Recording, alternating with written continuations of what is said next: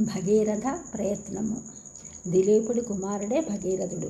వంశోద్ధారకుడు, పుణ్యమూర్తి. భగీరథుణ్ణి సమస్త సామ్రాజ్యానికి చక్రవర్తిని చేసి తాను తపోవనం వెళ్ళిపోయాడు దిలీపుడు.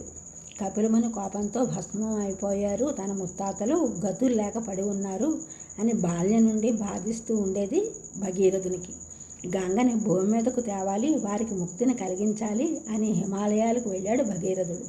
బ్రహ్మాండం అంత ఎత్తుంది హిమాలయం. నక్షత్ర మండలం అంటుతున్నాయి దాని శిఖరాలు. రకరకాల ధాతువులతో నిండి ఉన్నాయి.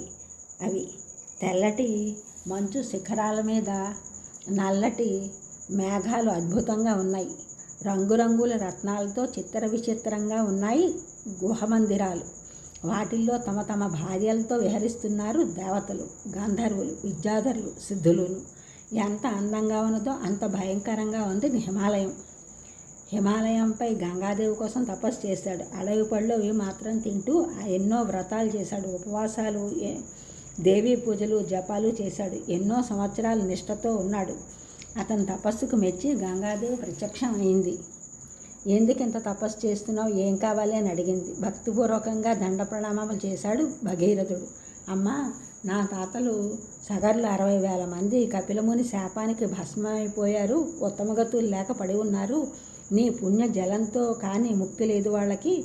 అందుకని దేవి, నాది ఒకటే ప్రార్థన, స్వర్గం నుండి భూమికి దిగి రావాలి నువ్వు అని ప్రార్థించాడు భగీరథుడు.